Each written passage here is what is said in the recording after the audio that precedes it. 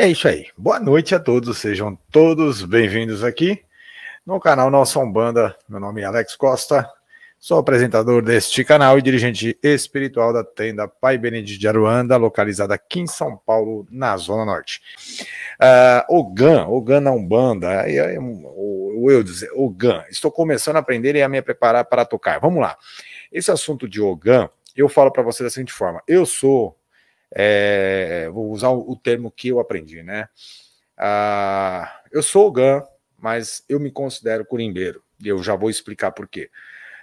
Eu toco atabaque. Quando entrei no terreiro com 21 anos, 21 anos, eu cheguei na Umbanda, estou com 46 anos agora, e quando eu cheguei na Umbanda, o que me mais chamou a atenção foi a mediunidade, a incorporação, o rito, né, o toque do atabaque. Mas quando eu entrei para a corrente, eu fui direto para o atabaque depois de 2 anos. Então quer dizer que eu tô até hoje eu toco atabaque, eu gosto, amo tocar o atabaque. Não é só a questão do tocar atabaque, mas sim o fundamento pela qual ele representa, o propósito, porque ele está ali no terreiro. Então, independente a forma como se chama a pessoa que toca o atabaque, se é ogã, curimbeiro, tabaqueiro, tá? Aquele que está atrás do atabaque tem uma grande responsabilidade. E aí, dependendo de cada terreiro, essas responsabilidades elas vão variando muito, né? A hierarquia do terreiro ela vai variando muito. Alguns são só curimbeiros que gostam de tocar tabaco, outros assumem responsabilidades, outros até, digamos assim, tem a função, né, de comandar a gira, porque a gira de Umbanda, a Umbanda como religião, a Umbanda é uma religião, mas as suas giras, que são as suas sessões, né, suas missas, seus cultos, as giras de Umbandas, elas são realizadas através de pontos cantados. Pronto. Ponto cantado é o fundamento da religião de Umbanda, onde todos os terreiros vão ter isso. Tá? É a base da Umbanda, assim, na sua ritualidade, né, toda cantada. E a gente fala que isso chama-se ponto cantado. E o curimbeiro, ou o ogã, né, vamos colocar dessa forma, ele tem várias responsabilidades. Uma delas é saber o fundamento dos pontos cantados, conhecer o que está sabendo, saber o que está cantando, saber o propósito daquele ponto cantado, porque ponto cantado ele é um mantra, ele é uma prece, ele é uma reza, ele tem uma força, ele tem uma magia, ele tem um direcionamento. Então, toda vez que você está cantando um ponto, você está ativando uma força, um mistério divino, né, através daquele ponto, que é uma finalidade. E aquele que está atrás do tabaco, ele movimenta a energia.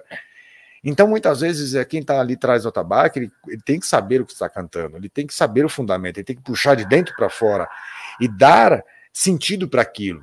Então, se é um ponto de descarrego, ele tem que focar somente a sua cabeça, né, se concentrar que aquele ponto que ele está cantando e levando a energia do atabaque, né, fluindo a energia do atabaque para dar movimentação energética para o terreiro, para executar um trabalho de, sei lá, de descarrego, é ele que conduz isso.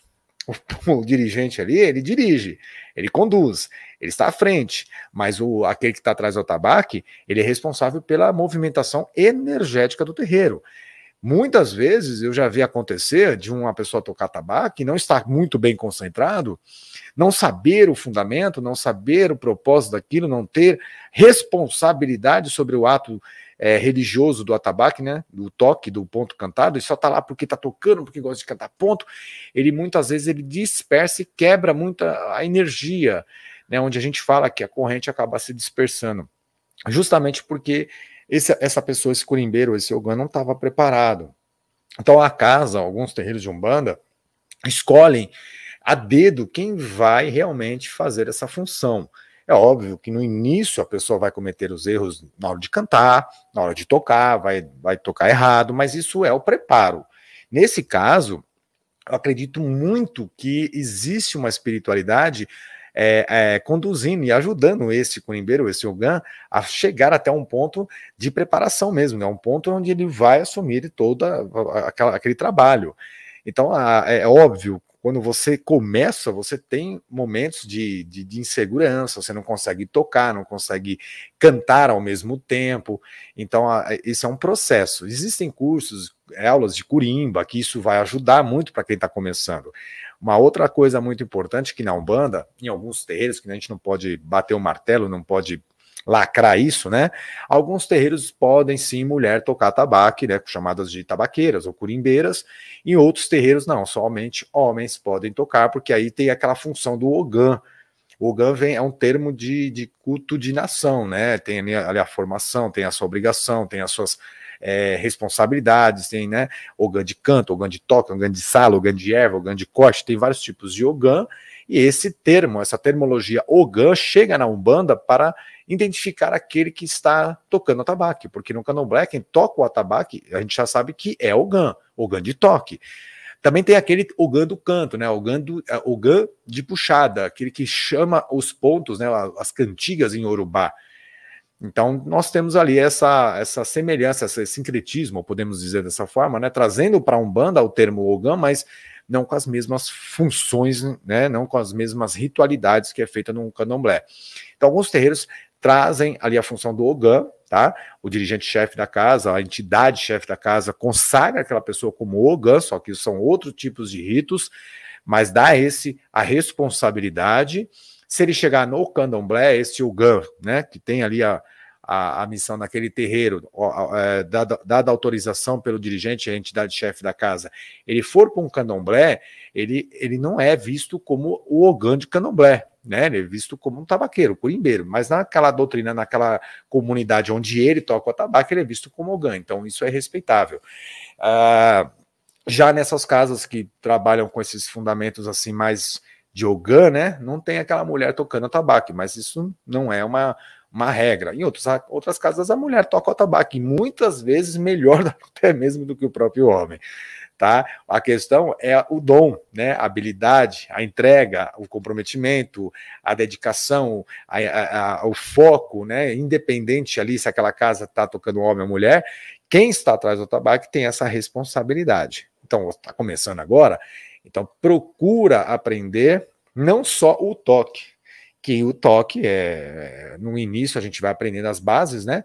E mais aprender o propósito disso, de você chegar a passar na tua cabeça, olha, nossa, eu vou ter uma responsabilidade não só sua, mas daqueles que estão atrás do tabaco, só uma responsabilidade dividida pelos que estão tocando o tabaco. Alguns terreiros têm 3 atabaque, né, que é considerado rum, pilê, e outros terreiros têm mais de 3, tem 5, tem 7, né, tem 1 atabaque, ou às vezes tem terreiro que não tem atabaque.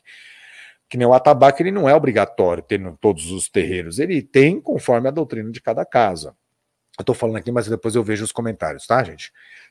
Então, eu acho que, acredito eu que se você está começando, vai ter a base, o toque, depois vai aprender os cânticos, os pontos cantados, a letra, e depois você vai começar a pegar tudo isso, juntar e treinando, né? E aí, quando você estiver mais seguro, você vai direcionar esse cântico, esse toque ao trabalho ali que está sendo realizado. Então, você divide ali a responsabilidade de tocar os trabalhos. Em algumas casas, o ogã, ou melhor, o curimbeiro, o tabaqueiro, ele, terminando o trabalho de toque, né? Ele tem mediunidade de incorporação? Tem mediunidade de incorporação. Ele pode incorporar o guia? Em algumas casas, sim. Em outras casas, não. Ele não tem mediunidade de incorporação, e aí ele fica ali atrás do atabaque sob vigia. Ele fica ali vigiando a energia, a condução dos trabalhos, né, as manifestações.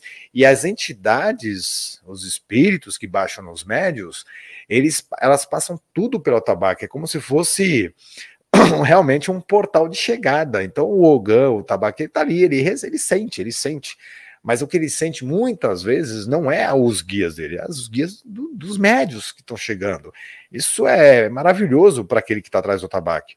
Essa sensação de sentir o caboclo, de um médio, o preto velho, a preta velha, a cabocla, né, as entidades chegando, e você sente um pouquinho dessa energia, você capta a característica de cada entidade que está passando pela tabaque, e aí você sabe quando é o seu guia, é óbvio, né? E nesse momento, sempre eu falo, olha, é muito importante que atrás do tabaque não haja a manifestação, tá? Porque você está na função, e essa função exige de você uma concentração, tá?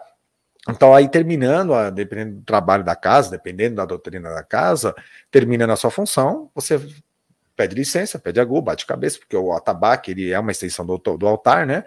Você se direciona ali para o centro do terreiro, e ali você realiza a manifestação dos seus guias.